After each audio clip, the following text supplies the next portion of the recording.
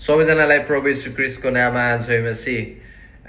म एकदमै उत्साहित छु कि यो वचनलाई बोल्नको निम्ति, किनभने यो एकदमै डिप छ अनि एकदमै शक्तिशाली चाहिँ छ। अनि यो कुराबाट चाहिँ नि मैले चाहिँ आफ्नो धेरै फिल्डहरूमा, आफ्नो धेरै ठाउँहरूमा चाहिँ विजय पाएको मैले आफूलाई महसुस गर्दछु। अनि यो वचन चाहिँ हो मत्ती 10:16, जहाँ चाहिँ लेखिएको छ, मैले चाहिँ तिमीलाई चाहिँ बुवासहरूको बिचमा भेडा झैँ पठाइरहेको छु, यसै कारण तिमीहरू चाहिँ सर्पो जस्तो, चनाखो र ढुकुर जस्तो सोझो बन भनेर चाहिँ यीशु ख्रीष्टले भन्नुभएको छ। यसको अलिकति म तपाईँलाई कन्टेक्स्टहरू भनिदिउँ।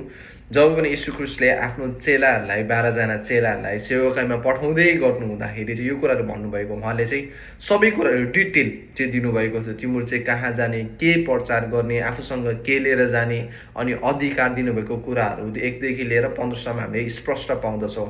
अनि 16 पदमा चाहिँ यो वचनलाई चाहिँ प्रभु यीशु ख्रीष्टले चाहिँ भन्नुभएको। अनि हामीले आरामसँग हामीले सजिलो तरिकाले हामीले बुझ्न सक्छौँ ढुकुर जस्तो निर्दोष सोझो हुने कुराहरू त। तर सर्प जस्तो चनाखो हुने कुराहरू चाहिँ के हो त भन्ने कुराहरू चाहिँ म तपाईँहरूको बिचमा बोल्न जाँदैछु। किनभने बाइबलले सर्पलाई चाहिँ एउटा इभिल स्पिरिटसँग चाहिँ तुलना गरिएको छ। It is a symbol. जब पनि हामीले सर्प भनेर सोध्छौँ, हाम्रो दिमागमा हामीले बाइबलले हामीलाई चाहिँ सिम्बल चाहिँ के छ भन्दाखेरि चाहिँ सर्पको चाहिँ दुष्ट आत्माहरूसँग चाहिँ छ।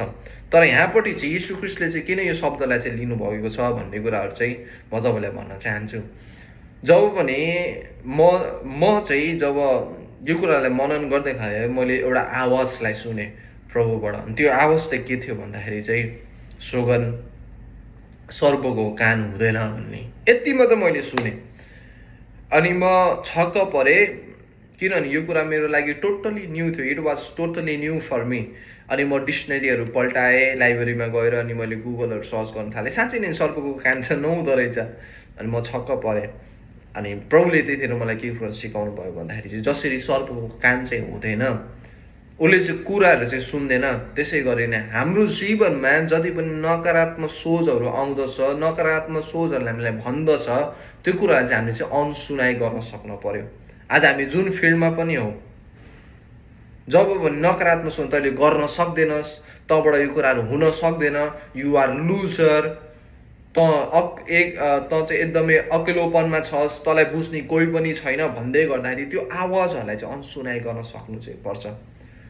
त फाइनेन्सियली रूपमा त कमजोर छस्, तँलाई कसैले पनि बुझ्दैन, त केही पनि गर्न सक्दैनस्, जिन्दगीमा त अघि बढ्न सक्दैनस्, त आफ्नो कर्जामा त बोझमा दबिएको छस्, त समाजको अगाडि आफ्नो मुखहरू देखाउन सक्दैनस्। यो शब्दहरू भन्दै आउँदाखेरि चाहिँ नि आफूले अनसुनाइ गरेर चाहिँ प्रभुले बोलिएको कुराहरू, प्रभुले दिनुभएको प्रतिज्ञाहरू, वचनमा चाहिँ खडा भएर जब हामी हिँड्दछौँ, अनि हाम्रो जीवनमा साँच्चै नै अद्भुत कामहरू हुँदछ। मैले आफ्नो जीवनमा यो कुराहरू अनुभव गरेको छु।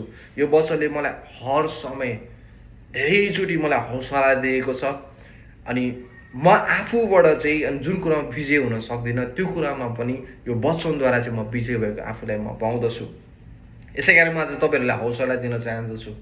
वचनले भन्दछ, सर्प जस्तो चनाको, जसरी सर्पको कान हुँदैन, जब पनि हाम्रो जीवनमा नकारात्मक सोचहरू आउँछ, त्यो कुरालाई चाहिँ हामीले चाहिँ अनसुनाइ चाहिँ गर्न सक्नुपर्छ।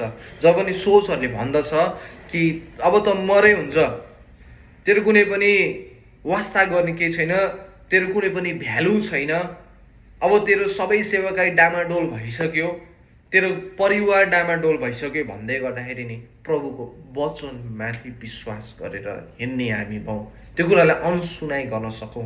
यसै कारण यीशु ख्रीष्टले चाहिँ अनि त्यो 17देखि लिएर तल पढ्दै गर्दा हामीले पाउँछौँ, तिमीलाई चाहिँ गैर यहुदीहरूको बिचमा खडा गरिनेछ, तिमीलाई चाहिँ शासकहरूको बिचमा, हाकिम अनि राजाहरूको बिचमा तिमीलाई खडा गर्नेछ मेरो नामको खातिर। तर त्यतिखेर नडराउ, के बोल्न पर्ने हो, पवित्र आत्माले चाहिँ तिमीलाई बताउनुहुन्छ भन्ने कुराहरू चाहिँ त्यहाँ छ। जब मानिसहरूले तिमीलाई विरोध गर्छन्, मेरो विषयमा तिमीलाई नराम्रो नराम्रो कुराहरू भन्छन्, तिमीले सेवकाई गर्दै गर्दाखेरि नराम्रो तिमीहरूलाई भन्दछन्, त्यो समयमा चाहिँ तिमीहरू चाहिँ के भौ, सर्प जस्तो चनाखो भौ भनेर चाहिँ यीशु ख्रीष्टले चाहिँ आफ्नो चेलालाई चाहिँ सिकाइरहनु भएको थियो। हालेलुया। यसै कारण म तपाईँहरूलाई भन्न चाहन्छु, आज हामीले कसको कुराहरू सुनिरहेको छौँ र के कुराहरू सुनिरहेको छौँ, यो कुरा एकदमै हामीले चाहिँ ध्यान दिनुपर्छ।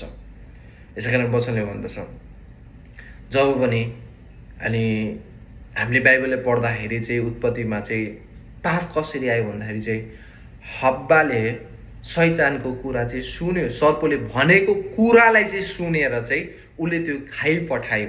बुझ्दै हुनुहुन्छ? त्यहाँ चाहिँ सर्पले चाहिँ दुईचोटि चाहिँ उसलाई चाहिँ भनेको कुराहरू पाउँदछौँ। हुन्छ, एकचोटि हब्बाले सुन्यो, ओके, तर जब दुईचोटि पनि सुन्यो अनि पाप आइयो संसारमा पठायो।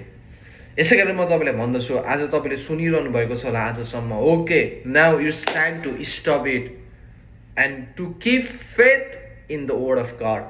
अब यो समय हो, आजसम्म सुनेका थियौँ, ओके, अब यसलाई इन गरिदिनुहोस्।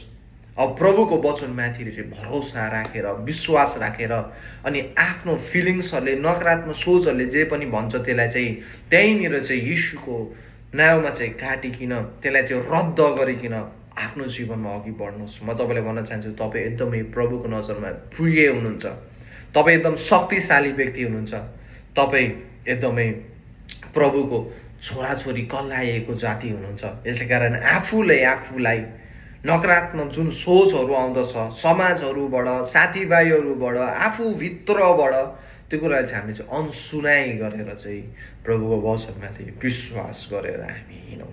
हालेलुया। सबैजनालाई जय मसीह। प्रभुको साथ अनि प्रभुको हात तपाईँको जीवनमा सधैँभरि भइ नै रहोस्। आमेन।